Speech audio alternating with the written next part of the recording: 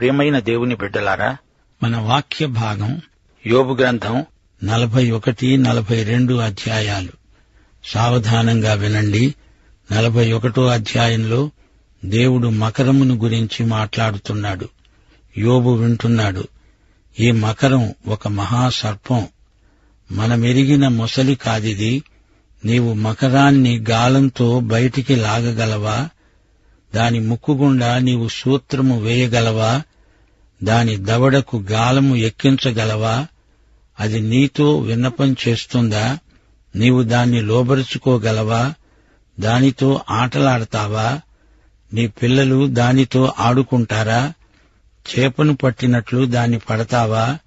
దానితో పోరు పెట్టుకోలేక దాన్ని వశపరుచుకోవడం అసాధ్యం.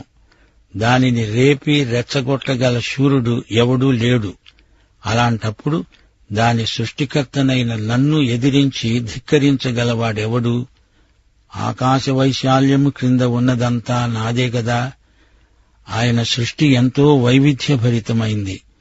మహామకరము అనే ఈ సముద్ర ప్రాణి సృష్టి అంతటిలోకి విచిత్రమైనది.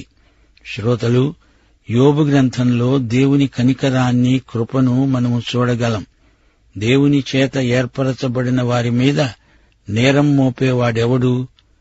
మారు మనస్సునందని ఎడల మీరు నశిస్తారు. కేవలము అపాయాలను, శ్రమలను బట్టి వారు పాపులని తీర్పు తీర్చకూడదు. స్వనీతిపరులు, వేషధారులు. మహాశ్రమలలో కూడా దేవుని కృప విశ్వాసులను బలపరుస్తుంది. మనుష్యుడు ఏమి విత్తుతాడో అదే పంట కోస్తాడు. దేవుని వాక్యము మన తప్పులను దిద్దుతుంది. నీతియందు శిక్ష గరుపుతుంది. దేవునికి మానవ మాత్రుడు తీర్పు తీర్చగలడా? దేవుడు యోబుకు ప్రత్యక్షమయ్యాడు. తన కనికరాన్ని, వాత్సల్యాన్ని, ప్రేమను వ్యక్తం చేశాడు. పరిస్థితులు మనకు ప్రతికూలంగా ఉన్నంత మాత్రాన దేవుని మీద ఫిర్యాదు చేయడమేనా? దేవుని ప్రత్యక్షంలో మన శ్రమలన్నీ మరిచిపోతాము. మనము జవాబుల కోసం చూస్తాము గాని దేవుడు మన విశ్వాసాన్ని చూస్తాడు.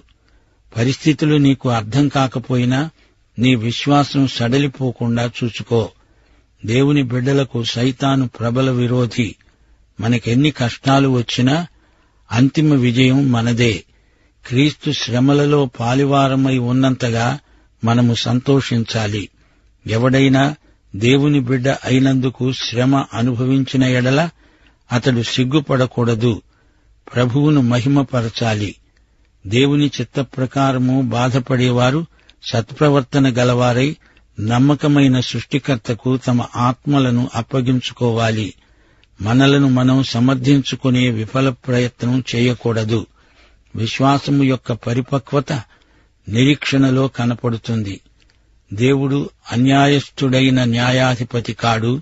ఆయన మన ప్రార్థనలకు సత్వరమే జవాబిచ్చే దేవుడు. మన విషయం ఆయన దీర్ఘశాంతం చూపుతున్నాడు. దేవునికి విశ్వసనీయులైన సాక్షులు కావాలి. గొర్రెలకు సమృద్ధి జీవం ఇవ్వడానికి యేసు వచ్చాడు.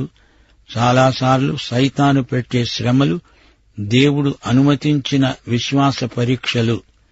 1 కొరింథీ 10:13 సాధారణముగా మనుష్యులకు కలిగే శోధన తప్ప మరేదీ మనకు సంభవించలేదు. దేవుడు నమ్మదగినవాడు. మీరు సహింపగలిగినంతకంటే ఎక్కువగా ఆయన మిమ్మును శోధించబడనీయడు. అంతేకాదు, సహించగలిగేటందుకు శోధనతో కూడా తప్పించుకునే మార్గం కలుగజేస్తాడు. యోబుకు అప్పుడు ఈ అవగాహన లేదు. బాధా సహనమే విశ్వాసం. ఈ నిరీక్షణ మనలను సిగ్గుపరచదు. మనకు అనుగ్రహించబడిన పరిశుద్ధాత్మ ద్వారా దేవుని ప్రేమ మన హృదయములలో కృమ్మరించబడి ఉంది. సైతాను విశ్వాసులపై దాడి చేయడం మామూలే. యాకోబు పత్రిక 4:7 దేవునికి లోబడి ఉండండి, అపవాదిని ఎదిరించండి, అతడు మీ వద్ద నుండి పారిపోతాడు. ఈ ఆధ్యాత్మిక యుద్ధంలో ప్రభువు యొక్క మహాశక్తిని బట్టి మనము బలవంతులమై ఉండాలి. దేవుడిచ్చే సర్వాంగ కవచం ధరించుకోవాలి. ఆకాశమండలమందున్న దురాత్మల సమూహముతో మనము పోరాడుతున్నాము. యోబు శ్రమలలో ఎంతో అనుభవం గడించాడు. సైతానుకు ప్రతినిధులు ఈ లోకంలో ఎందరో ఉన్నారు. దేవుడు యోబుకు మకరాన్ని గురించి ఎన్నో సంగతులు ఆశ్చర్యకరమైనవి చెప్పాడు. ఈ మకరం ఒక పెద్ద సముద్ర ప్రాణి, దేవుని సృష్టిలో విచిత్ర ప్రాణి. విశ్వాసం మనలను దేవుని చిత్తానికి లోబరుస్తుంది. మనం మితులకు లోనై ఉన్నాము. సృష్టికర్తకు ఎదురు ప్రశ్నలు వేయకూడదు. దేవునికి నీ పరిస్థితి బాగా తెలుసు. ప్రతిదానికి కారణమేమిటో నీకు తెలియాల్సిన అవసరమేమిటి? 18వ వచనం, మకరం తుమ్మితే వెలుగు ప్రకాశిస్తుంది, దాని నోట అగ్నిజ్వాలలు వెలువడుతాయి, దాని నాసికారంధ్రాలలో నుండి పొగలేస్తుంది, దాని గుండె రాతివలె గట్టిగా ఉంది. దేవుని బిడ్డలారా, వింటున్నారా? మకరాన్ని గురించిన వింతలు విశేషాలు దేవుడెన్నో యోబుకు చెబుతున్నాడు. యోబు గ్రంథం హీబ్రూ భాషలో రాయబడిన అతి ప్రాచీన గ్రంథం. ఇదొక పద్యకావ్యం. ఈ గ్రంథమంతా పరోక్షంగా సైతాను చర్యలు కొనసాగాయి. కాని ఆ సంగతి యోబుకు తెలియదు. ఈ రోజున మనకు అపవాది కుతంత్రాలు బాగా తెలుసు. యోబు చరిత్రలోని ఒక ప్రముఖ వ్యక్తి. ఎంత జ్ఞానులైనా అన్నిటికీ జవాబులు మా దగ్గర ఉన్నాయి అని ఎవడూ చెప్పజాలడు. మనం ఆయన చిత్తాన్ని శిరసావహించడమే శ్రేయస్కరం. 26వ వచనం, దేవుడింకా మకరాన్ని గురించే మాట్లాడుతున్నాడు. ఈ మకరాన్ని చంపడం ఏ మానవుడికి సాధ్యం కాదు. ఇది ఇనుమును గడ్డిపోచగా, ఇత్తడిని పుచ్చిపోయిన కర్రగా ఎంచుతుంది. మానవుల ఆయుధాలను చూచి మకరం నవ్వుతుంది. ప్రియ విశ్వాసీ, ఈ మకరాన్ని గురించి ఎన్నో ఊహాగానాలున్నాయి. 40-41 అధ్యాయాలలో చెప్పబడిన 2 ప్రాణులు, నీటి గుర్రం, మకరం. దేవుడు మనకు జంతుశాస్త్ర పాఠం నేర్పుతున్నాడనుకుంటున్నారా? కాదు. ఇందులో మనకందరికీ గొప్ప సందేశముంది. లోకము, సమస్త సృష్టి ఆయనదే. తన మార్గాలను గురించి ఆయన ఎవరికీ సంజాయిషీ చెప్పనక్కర్లేదు. ఈ మకరం గర్వమున్న వాటన్నిటికీ రాజు. యోబు స్నేహితుల ఉపన్యాసాలలో అడపాదడపా ఈ మకరంలోని గర్వమే కనిపించింది. గర్వంలో వీరు మకరంతో పోటీ చేయగలరా? ప్రియ విశ్వాసీ, యోబు గ్రంథంలో ప్రచ్ఛన్న శత్రువు యోబుతో తలపడుతున్నాడు. సైతాను అనే మాటకు అర్థం శత్రువు. ఇతడు దేవ విరోధి, దుష్టనాయకుడు, అపవాది. సైతాను అనే మాట న్యాయస్థానానికి సంబంధించింది. ప్రతికక్షి, ప్రతివాది, ఫిర్యాదుదారు. ఆదికాండం 3వ అధ్యాయంలోని సర్పం సైతానే. సర్వలోకాన్ని మోసపుచ్చే అబద్ధాలకు జనకుడైనవాడు సైతాను. మహాఘట సర్పం. దేవుని రాజ్యానికి, సైతాను రాజ్యానికి సంఘర్షణ ముగిసే రోజు త్వరలోనే రాబోతోంది. దేవుని అనుమతి లేకుండా దేవుని బిడ్డలను సైతాను ఏమీ చెయ్యజాలడు. పరలోకం, నరకం అనే వాస్తవాలు కొత్త నిబంధనలో బయలుపరచబడ్డాయి. యేసు ప్రభువు బహిరంగ సేవ సైతానుతో ద్వంద్వయుద్ధంతో మొదలైంది. అపవిత్రాత్మలు సైతాను దూతలే. అపవాది క్రియలను లయపరచడానికే యేసు వచ్చాడు. ప్రియ విశ్వాసీ, యోబు గ్రంథంలో నీతిమంతులకు శ్రమలొస్తాయి ఎందుకు అని దేవుణ్ణి ప్రశ్నించడం కంటే విశ్వాసమందు స్థిరపడేటందుకు అప్రమత్తంగా ఉండడం మంచిది. దేవుని బిడ్డలు దేవుడు రానిచ్చిన శ్రమలకు కంగారు పడరు. శ్రమలు ఆత్మ పరీక్షకు మనల్ని నడుపుతాయి. క్షణమాత్రముండే ఈ చులకని శ్రమలు మనలో మహిమ భారమును కలుగచేస్తాయి. ప్రియ విశ్వాసీ, ఇప్పుడు మనం యోబు గ్రంథం 42వ అధ్యాయానికి వచ్చాము. ఇది ఈ గ్రంథంలో చివరి అధ్యాయం. అప్పుడు యోబు యెహోవాకు ప్రత్యుత్తరమిస్తూ అన్నాడు, దేవా, నీవు సమస్త క్రియలు చేయగలవు. దేవా, క్షమించు. నా బుద్ధికి మించిన సంగతులను గురించి నేను మాట్లాడాను. వినికిడి చేత నిన్ను గూర్చిన వార్త నేను విన్నాను. అయితే ఇప్పుడు కన్నులారా నిన్ను చూస్తున్నాను. నన్ను నేను అసహ్యించుకొని ధూళిలో బూడిదలో పడి పశ్చాత్తాపపడుతున్నాను. గమనించారా? యోబు తన తప్పును పాపాన్ని గుర్తించాడు. యోబు స్నేహితులు సంపూర్ణ సత్యాన్ని ప్రకటించలేదు. ఇప్పుడు యోబుకు దేవుణ్ణి గురించిన నూతన దర్శనం ప్రత్యక్షం కలిగింది. శ్రమల మధ్యలో నూతన దర్శనాన్ని చూచాడు యోబు. 7వ వచనంలో దేవుడు ఎలీఫజుతో మాట్లాడుతున్నాడు. మీరు నన్ను గూర్చి యుక్తమైనది పలకలేదు. యోబు సరిగా మాట్లాడాడు.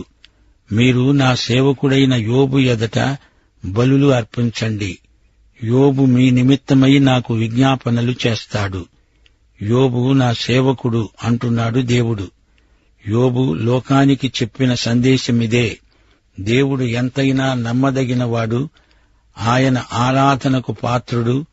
దేవుణ్ణి ప్రేమించే వారికి, ఆయన సంకల్పము చొప్పున పిలువబడిన వారికి మేలు కలిగేటందుకే సమస్తము సమకూడి జరుగుతుంది. దైవ సేవకుల శ్రమలు వారి సేవలో భాగమే. యోబు ఇప్పుడు తన స్నేహితుల కోసం ప్రార్థన చేస్తున్నాడు. యోబు తనను విమర్శించిన వారిని క్షమించాడు. మిమ్మును హింసించే వారి కోసం ప్రార్థించవలసిందని ప్రభువు ఉపదేశించాడు. నిన్ను ద్వేషించే వారిలో పరివర్తన రావాలని ప్రార్థించాలి గాని వారి మీద కక్ష సాధించాలి అనే మనస్తత్వం మనకుండకూడదు అన్నాడు ప్రభువు. యోబు కథ సుఖాంతం. యోబు కోల్పోయిన దానికి రెట్టింపు దీవెనలు లభించాయి. 9వ వచనం. ఎలీఫజు, బిల్దదు, జోఫరు కలిసి యెహోవా తమకు ఆజ్ఞాపించినట్లు చేయగా యెహోవా యోబును ఆశీర్వదించాడు. యోబు క్షేమస్థితిని మరల అతనికి దయచేశాడు. యోబుకు అంతకు పూర్వం ఉన్న దానికంటే 2 అధికంగా యెహోవా దయచేశాడు.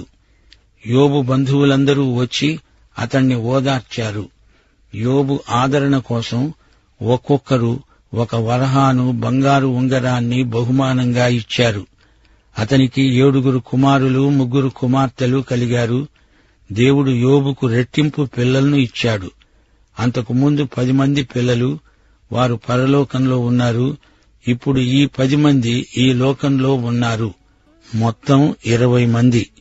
మన పిల్లలు ఇక్కడ ఉంటే మనతో ఉంటారు, అక్కడ ఉంటే ప్రభువుతో నిత్యత్వంలో ఉంటారు. యోబు పెద్ద కూతురు యమీమా, 2వ కూతురు కెజీయా, 3వ కూతురు కెరెంహప్పు. ఈ పేర్లు వారికి పెట్టబడ్డాయి. ఆ దేశమంతటా అంతటి సౌందర్యవతులు ఎవరూ లేరు. యోబు తన కుమారులతో పాటు కుమార్తెలకు స్వాస్థ్యమిచ్చాడు. పిత్రార్జితం అందరికీ సమానంగా పంచబడింది. తల్లిదండ్రులు తమ పిల్లలందరినీ సమానంగా ప్రేమించాలి. అటు తరువాత యోబు 140 సంవత్సరాలు బ్రతికి కుమారులను, మనమళ్లను 4 తరాల వరకు చూచాడు. పిమ్మట యోబు కాలము నిండిన వృద్ధుడై మృతి చెందాడు. ముగింపులో యోబు శ్రమలను మరోసారి మా శ్రోతలు మననం చేసుకోవాలని కోరుతున్నాము. విశ్వాసి ఎవడైనా తనకు శ్రమలు సంభవించినప్పుడు దుర్భరం అనిపిస్తే యోబు శ్రమలను తలపోయటం మంచిది. దేవుని బాణాలు అతని ఆత్మలో గుండా దూసుకుపోయాయి. అతడు ముక్కలు చెక్కలైపోయాడు, తుత్తునియలైపోయాడు. దేవుని బాణాలను అతని తుంట్లు గాయపరిచాయి. పైత్యరసం నేలపై కృమ్మరించినట్లయింది. సింహాన్ని, వన్యమృగాన్ని వేటాడినట్లు దేవుడు అతణ్ణి వెంటాడాడు. అతని దారి అంతా చీకటిమయమైపోయింది. చెట్టును పెళ్లగించినట్టు దేవుడు అతని నిరీక్షణాధారాన్ని పెళ్లగించాడు. బంగారాన్ని పుటం పెట్టినట్లు దేవుడు యోబును కొలిమిలో పెట్టాడు. యోబు భార్య అతణ్ణి నిరుత్సాహపరిచింది. అతని 3 స్నేహితులు అతణ్ణి దుర్విమర్శలకు గురిచేశారు. దేవుడు తనను విడిచిపెట్టాడా అనేటంత వరకు ఎంతో నిస్పృహ కలిగింది. విశ్వాసులారా వింటున్నారా? శ్రమలో విశ్వాసులకు యేసు ప్రభువే గొప్ప ప్రోత్సాహం. హెబ్రీ పత్రిక 12వ అధ్యాయం 1 నుండి 3వ వచనం వరకు ఇదే సత్యం వివరించబడింది. మనము ప్రతి భారమును, సులువుగా చిక్కులుబెట్టే ప్రతి పాపమును విడిచిపెట్టి విశ్వాసమునకు కర్త, విశ్వాసమును కొనసాగించేవాడు అయిన యేసు వైపు చూస్తూ మన ఎదుట ఉంచబడిన పందెమును ఓపికతో పరిగెత్తుదాము. యేసు తన ఎదుట ఉంచబడిన ఆనందము కోసమై అవమానాన్ని లెక్కచేయక శిలువను సహించి దేవుని కుడిపార్శ్వమున సింహాసనముపై ఆసీనుడై ఉన్నాడు. మీరు అలసట చెందక మీ ప్రాణములు విసుకక ఉండేటట్లు పాపాత్ములు తనకు వ్యతిరేకముగా చేసిన తిరస్కారమంతా ఓర్చుకున్న ఆయనను తలంచుకోండి. శిలువపై ఉండగా తన తండ్రే తనను చేయి విడిచిన అనుభవం ఆయనకు కలిగింది. శిలువ అవమానాన్ని ఆయన భరించాడు. పాపులమైన మన కోసము ఆయన పాపముగా చేయబడ్డాడు. ఆయన పాపరహితుడు. యేసు శ్రమలకు కారణమేమిటి? ఆయన మరణానికి హేతువేమిటి? తండ్రి చిత్తానికి ఆయన సంపూర్ణ విధేయత చూపి మన రక్షణ కోసం ఆయన మరణాన్ని స్వచ్ఛందంగా కోరుకున్నాడు. యేసు సహించాడు, జయించాడు. మనం కూడా క్రీస్తునందు, క్రీస్తు ద్వారా సహించి జయించగలం. యోబు శ్రమలు మనకు నేర్పే పాఠమేమిటి? దేవుని చిత్తాన్ని మనము శిరసావహించాలి. మన సంపూర్ణ విధేయతకు ఆయన యోగ్యుడు, పాత్రుడు. దేవునికి విధేయులమైతే భౌతికంగా లాభమెంత, నష్టమెంత అని లెక్క చూడకూడదు. ఆయనకు పూర్తిగా విధేయులమైతే ఇహపరములలో మనము ధన్యులం. నీతిమంతులకు కష్టనష్టాలు వస్తాయి. అట్టి పరిస్థితుల్లో మన వైఖరి ఎలా ఉందో దేవుడు పరీక్షిస్తాడు. మన ప్రభువైన యేసుక్రీస్తు వారి మరణ పునరుత్థానములను స్మరించుకోండి. వాటి ఆధారంగా మనము నమ్మగలం. మన శ్రమలను మహిమగా ఆయన మార్చగలడు. యోబు శ్రమలన్నీ గతించాయి. ఇహలోకంలో అతనికి ఐశ్వర్యం కలిగింది. మన శ్రమలు పరలోక మహిమగా మారుతాయి, రూపాంతరం చెందుతాయి. మన శ్రమలు ఎంతో అర్థవంతమైనవి. విశ్వాసుల శ్రమలలో యేసు కూడా భాగస్వామ్యం గలవాడై రాబోయే మహిమ దృష్ట్యా మనల్ని ఈ దివ్య ప్రక్రియ గుండా తీసుకువెడతాడు. సోదరీ సోదరులారా, ఈ గ్రంథం ముగింపులో యోబుకు దేవుడు పెట్టిన కఠిన పరీక్షల విలువను గుర్తించండి. దేవుడు యోబుకు ఇచ్చిన యోగ్యతాపత్రం ఎంత గొప్పదో చూడండి.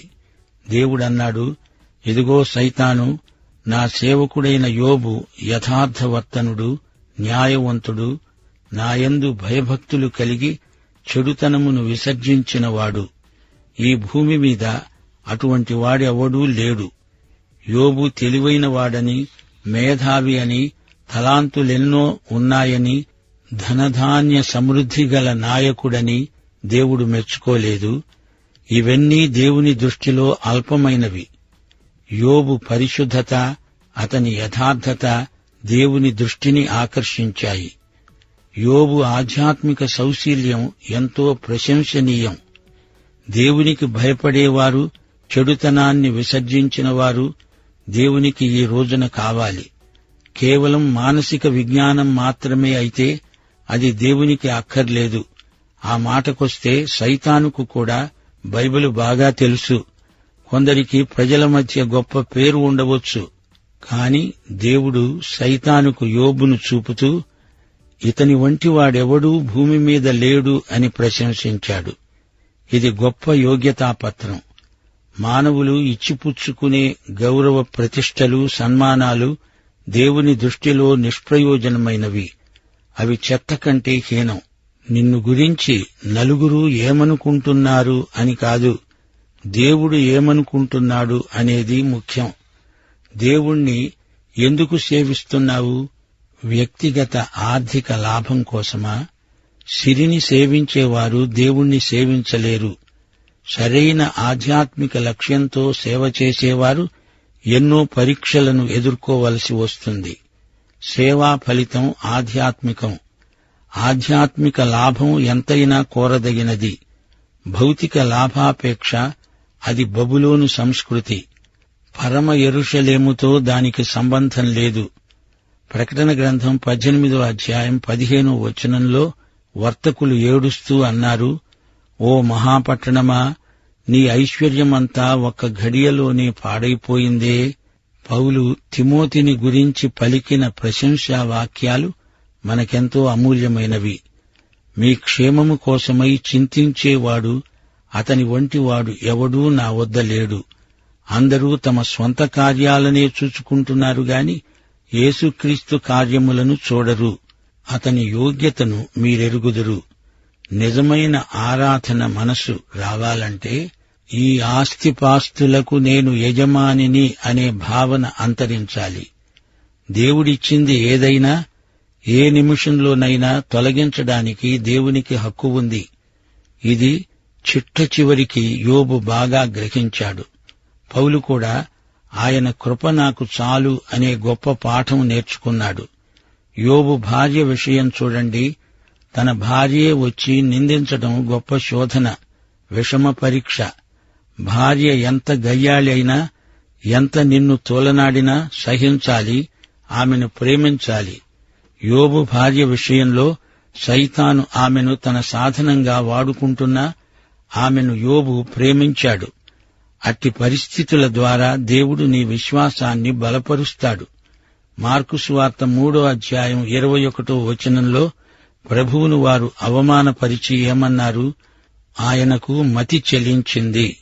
ఈ మాట అన్నది ఆయన ఇంటివారే. యేసే మన మాదిరి. సరే, యోబు గ్రంథం ఇంతటితో సమాప్తం. యేసు ప్రభువు వారి కృప, తండ్రి అయిన దేవుని వాత్సల్యం, పరిశుద్ధాత్మ సమాధానము మనకందరికీ సదాకాలము తోడై ఉండునుగాక. ఆమేన్.